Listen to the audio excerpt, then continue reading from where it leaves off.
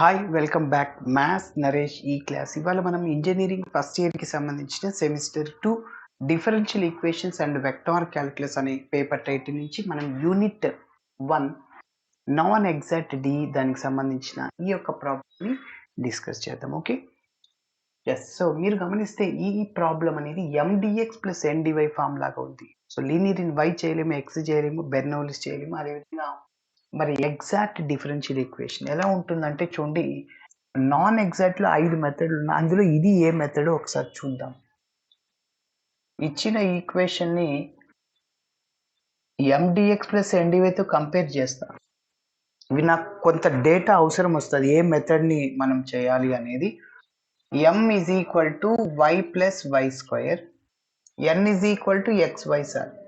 ఎంని వైతో partial derivate చేయండి. వైతో చేస్తున్నప్పుడు ఎక్స్ మనకు అవసరం లేదు, సో వై స్క్వేర్కి 2y, వైకి 1. ఎన్ని ఎక్స్తో పార్షియల్ డెరివేట్ చేసినప్పుడు ఎక్స్కి 1 అవుద్ది, సో పక్కన వై ఉంటుంది. ఎస్, ఇవి రెండు నాట్ ఈక్వలే కదా. So therefore do M by do y is not equal to do N by d. First ఒకటి డిసైడ్ చేసేసాం, ఇచ్చిన ఈక్వేషన్ అనేది ఎగ్జాక్ట్ కాదు. మరి ఎగ్జాక్ట్ కానప్పుడు నాన్ ఎగ్జాక్ట్ డిలో మొత్తము మనకి 5 మెథడ్స్ ఉన్నాయి. నాన్ ఎగ్జాక్ట్ డిలో మొత్తం మనకి 5 మెథడ్స్ ఉన్నాయి. సో అందులో ఫస్ట్ మెథడ్ ఏంటి అంటే ఇన్స్పెక్షన్ మెథడ్. ఇన్స్పెక్షన్ మెథడ్ ఏంటంటే కొన్ని ఫార్ములాస్ని బేస్ చేసుకొని మనం చేయగలుగుతాం. ప్రాబ్లంలో x d y plus y d x, y d x plus x d y, d of x by y. Okay, so d of tan inverse x by y, tan inverse y by x, log x by y, log x into y. So అట్లా కొన్ని ఫార్ములాస్ని apply చేసి చేయగలుగుతాం. ఇప్పుడు అక్కడ అలాంటి పరిస్థితి ఏం లేదు. చూడండి, y dx అవుతుంది, y స్క్వేర్ dy, మళ్ళీ xy dy. ఇక్కడ y ఉందిగా, x వేరియబుల్ ఉండకూడదు. ఒకవేళ xతో డివైడ్ చేసినారనుకోండి, ఇక్కడ y ఉంది, xతో ఇంటిగ్రేషన్ చేయొచ్చు, dx ఉంది, పక్కన y ఉంది. సో కాబట్టి ఫార్ములాస్ ఏం రావు సార్, ఇన్స్పెక్షన్ మెథడ్ని అప్లై చేయలేము. సరే, మరి రెండవ మెథడ్ హోమోజీనియస్ మెథడ్. ఈ మెథడ్ని సార్ మీరు ఎట్లా చేస్తున్నారు అనేది చెప్పడానికి, ఇప్పుడు నేను చేయబోయేది 4, 5 నాకు తెలియదు. సో ఆ మెథడ్ని ఎందుకు అప్లై చేస్తున్నారు అనే దానికి రీజన్ చెప్తున్నా. ఇది అవసరం లేకుంటే స్కిప్ చేసుకుని ప్రాబ్లం చూసుకో. సో ఖచ్చితంగా నువ్వు మెథడ్ని ప్రాబ్లంలో క్వశ్చన్ పేపర్లో ఈ మెథడ్ బెర్నౌలిస్ చేయండి, నాన్ ఎగ్జాక్ట్ మెథడ్ 3 చేయండి అని ఎవరు చెప్పరు సార్, నువ్వు డిసైడ్ చేసుకోవాలి. కాబట్టి గుర్తుంచుకోండి. సో హోమోజీనియస్ డి అంటే ఎంలో ఉన్న టర్మ్స్ అన్నిటికీ పవర్ సేమ్గా ఉండాలా, ఎన్లో ఉన్న టర్మ్స్ అన్నిటికీ పవర్ సేమ్. వైకి పవర్ 1, ఇక్కడ 2 ఫెయిల్ అయిపోయింది, అవసరం లేదు. ఇక్కడ 2 ఉంటే ఇక్కడ xy ఉంది కాబట్టి చేయొచ్చు. సో హోమోజీనియస్ కాదు సార్. నెక్స్ట్ మెథడ్ 3ని ఈజీగా ఐడెంటిఫై చేయొచ్చు. అది ఎలా ఉంటుంది అంటే y into f of x y d x plus x into g of x y d y is equal to 0. So ఇలా ఉందా ప్రాబ్లం అనేది లేదు, కాబట్టి మెథడ్ 3ని కూడా మనం అప్లై చేయలేము. మరి మెథడ్ 4 చూద్దాం. సో మరి మెథడ్ 4 అనేది ఎలా చేస్తామంటే చూడండి, do M by do why minus do N by do x divided by N, that is a function in the variable x or K. Okay, మీరు గమనిస్తే మెథడ్ ఇంకా 3 అయిపోయినాయి. 4, 5లో ఏది చేయాలా, దేన్ని ఉపయోగించాలి? మెథడ్ 4లో do M by do why minus do N by do X by N చేస్తాం. అందుకోసమే ముందుగా నేను కనిపెట్టా, ఇదంతా రఫే, మళ్ళీ ఇదంతా నీట్గా స్టెప్ బై స్టెప్ చేస్తా, wait and see. So do M by do y ఇలా వచ్చిన దానికి మనం ఐఎఫ్ని క్యాలిక్యులేట్ చేస్తాం సార్, ఈ power integral f of x into d x. ఇలా చేస్తే that is a function in the variable x. అన్ని ఎక్స్లో ఉండాలి, లేకుంటే కాన్స్టెంట్స్లో ఉండొచ్చు, ఎక్స్వై కలిపి ఉండదు సార్. ఓకేనా, ఎక్స్వై కలిపి ఉందనుకో మెథడ్ 4 కాదు, ఇంకా మెథడ్ 5. ఇప్పుడు చూడు, do M by do y ఈ వాల్యూని క్యాలిక్యులేట్ చేస్తున్నా, 1 plus 2y minus do N by do x అంటే y వస్తుంది, డివైడెడ్ బై క్యాపిటల్ ఎన్ అంటే xy. మీరు గమనిస్తే 1 ప్లస్ 2y మైనస్ y అంటే y అవుతుంది. డివిజన్లో డినామినేటర్లో xy ఉంది. ఎస్, ఇక్కడ xy కలిపి ఉంది. సో మెథడ్ 4 కాదు. మెథడ్ 4 ఏంటి అంటే ఈ వాల్యూని క్యాలిక్యులేట్ చేసినప్పుడు x వేరియబుల్స్లో వస్తుంది. సో కాబట్టి మెథడ్ 5 కాదు సార్, మెథడ్ 5. 4 కాదు 5, 4 కాదు 5. మరి 5 ఏంటి సార్? ఫస్ట్ దీన్ని ఇంటర్చేంజ్ చేసుకో అంతే. Doe N by do x minus do M by do y. ఇక్కడ ఎన్ ఉందిగా, ఎన్ ప్లేస్లో ఎమ్. ఇలా చేస్తే this is a function in the variable or constants. Variable y or constants. వైలో ఉండొచ్చు లేకుంటే కాన్స్టెంట్స్. సార్ చూద్దాం. ఇలా వచ్చిన దానికి ఐఎఫ్ని క్యాలిక్యులేట్ చేయడానికి ఫార్ములా ఏంటంటే ఈ power integral f of y d y. Okay, ఇప్పుడు చూడండి, do N by do x అంటే ఇదే కదా, y minus do M by do minus half కదా, -1 minus 2y divided by capital M sir, y plus why square. మీరు గమనిస్తే చూడండి, y minus 2y అంటే మైనస్ వై సార్, -1. డినామినేటర్లోంచి వైని కామన్ తీసుకో, 1 ప్లస్ వై అవుద్ది. న్యూమరేటర్లోంచి మైనస్ కామన్ తీసుకో, 1 ప్లస్ వై అయినా వై ప్లస్ 1 అయినా ఒకటే సార్. ఎస్, కాబట్టి మీరు గమనిస్తే రెండు క్యాన్సిల్ అయిపోయాయి, -1/y వచ్చింది. అవునా? So that is a function in the variable y. ఇలా వచ్చిన దానికి ఐఎఫ్ క్యాలిక్యులేట్ చేస్తాం, ఈ power integral f of y d y. ఓకేనా? ఇప్పుడు అర్థమైందా? సో మెథడ్ 5నే అప్లై చేయాలి. 4 ఎందుకు చేయకూడదు, 2 ఎందుకు చేయకూడదు, 3 ఎందుకు చేయకూడదు అనేది రీజన్ చెప్పాను కూడా.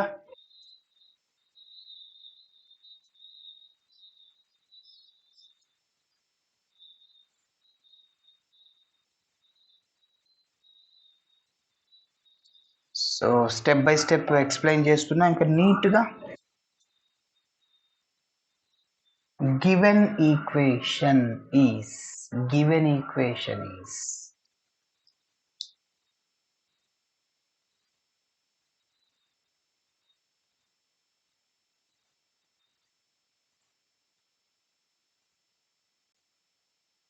yes, so given equation is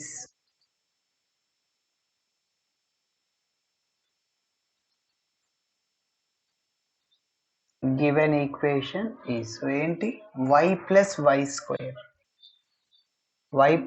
square into dx plus xy dy is equal to 0. దీనికి ఒక నంబర్ ఇస్తున్నా 1 అని. ఇప్పుడు దీన్ని మనం mdx ప్లస్ ndyతో కంపేర్ చేస్తాము. నాట్ అండ్ ఎగ్జాక్ట్ని కనుక్కున్నాక మళ్ళీ మనం మెథడ్ 5ని అప్లై చేయబోతున్నాం. So this is in the form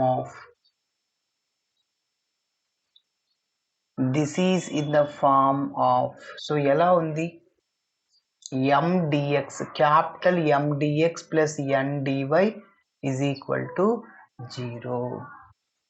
so here capital M is equal to y plus y square. ఓకేనా? M అంటే capital N is equal to xy. ఇప్పుడు Mని yతో పార్షియల్ డెరివేటివ్ చేస్తున్నా.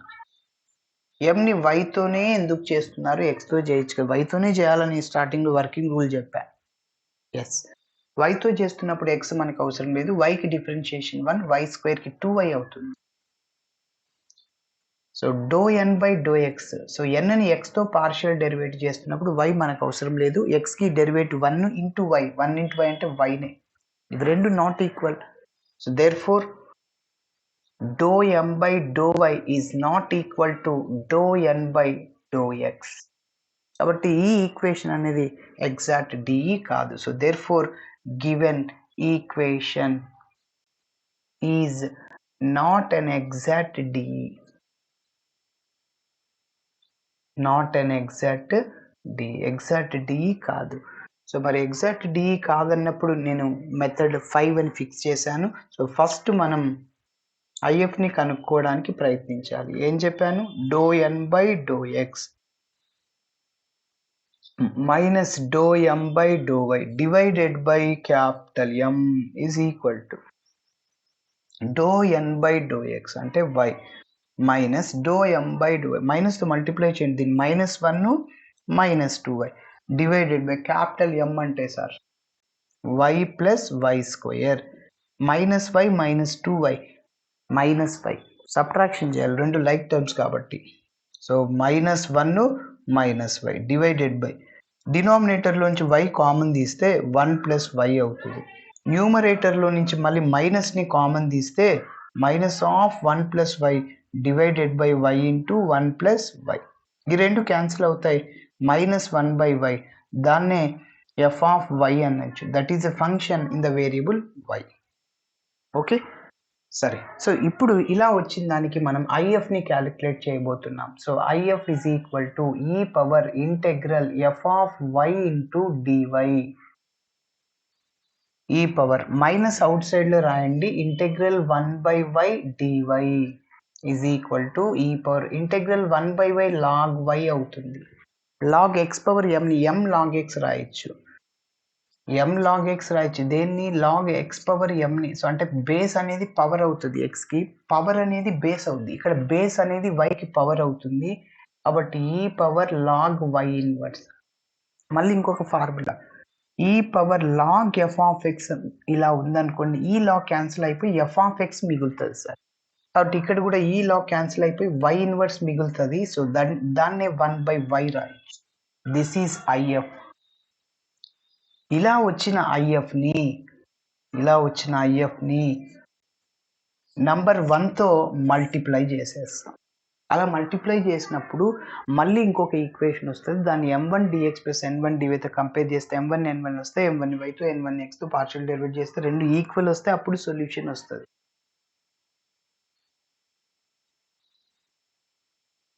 ఎస్, సో ఒక లైన్ రాయబోతున్నా. So multiply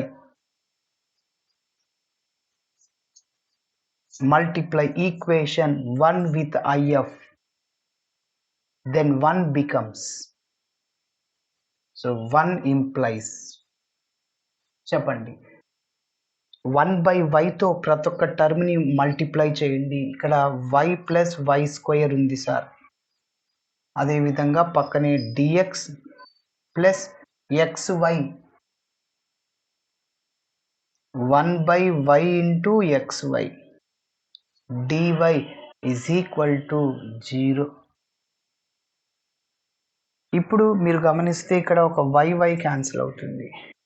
ఇక్కడ 2 terms ఉన్నాయి, 2 టర్మ్స్ని 1/yతో multiply చేస్తే అప్పుడు ఏమొస్తుంది? డైరెక్ట్గా రాసేస్తున్నా చూడండి. కంటిన్యూషన్ స్టెప్ ఏం చేస్తున్నా అంటే చూడండి, ఇలా చేయాలి. So y/y plus why square by y dx plus ఇక్కడ x మాత్రమే ఉంటుంది dy, that is 0, y cancel, ఏముంటుంది ఇక 1 plus y dx plus x dy is equal to 0. దీనికి ఒక నంబర్ 2 ఇస్తుంది. మళ్ళీ ఇది ఎలా ఉంది? This is in the form of m1 dx plus n1 dy. m1 n1 లాగా అనుకోండి, ఆల్రెడీ mnలు ఉన్నాయి. So m1 is equal to m1 అంటే ఏంటి? 1 ప్లస్ y. మీరు గమనిస్తే ఇప్పుడు m1ని yతో పార్షియల్ డెరివేట్ చేయాలి. yతో చేస్తున్నప్పుడు x మనకు అవసరం లేదు, కాన్స్టెంట్ అంతకన్నా అవసరం లేదు. సో yకి డిఫరెన్షియేషన్ 1. సో n1ని xతో పార్షియల్ డెరివేటివ్ చేస్తున్నా. సో xకి డెరివేటివ్ 1 సార్, n1 అంటే x. సో రెండు ఈక్వల్ అయ్యాయి చూడండి. Doe m1/y is equal to doe n1/x.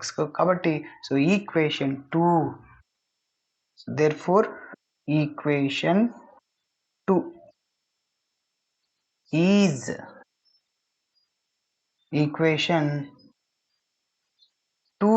Is an exact DE. Equation 2 అనేది ఎగ్జాక్ట్ డిఈ అవుతుంది.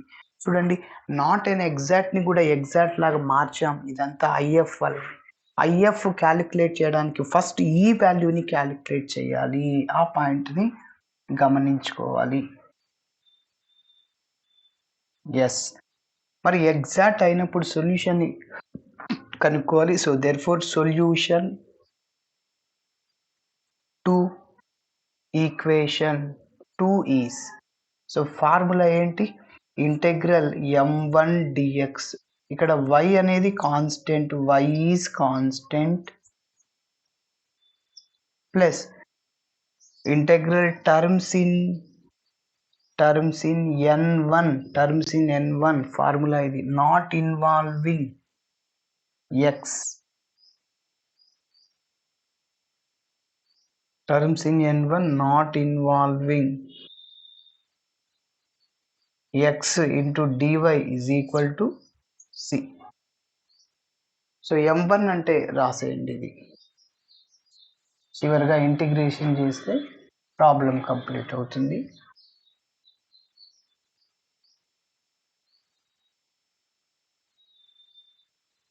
ఎస్ చూద్దాం, చూడండి. సో ఇంటెగ్రల్ m1 అంటే ఇక్కడ 1 plus y dx plus terms in n1 not involving x. n1 లో ఉన్న టర్మ్స్ x తో involve అవ్వకూడదు, అంటే x ఉంది అంటే x లేనివి రాసుకోవాలి. సో ఇక్కడ 0 into dy is equal to c. ఇక్కడ 1 plus y constant, integral dx direct formula x అవుతుంది, ఇంటెగ్రల్ dx అంటే x. So 1 plus y into x is equal to c. This is our final answer. దాన్ని x plus xy కూడా రాసుకోవచ్చు, xy x plus xy. Okay, so ఇలా మనం చేయాలి. Okay, this is the general solution to the given d అని చెప్పొచ్చు. ఓకేనా, ఇలా చేయాలి. Thanks for watching my video. Video నచ్చితే ఖచ్చితంగా మీ ఫ్రెండ్స్ కూడా షేర్ చేయండి. బాయ్.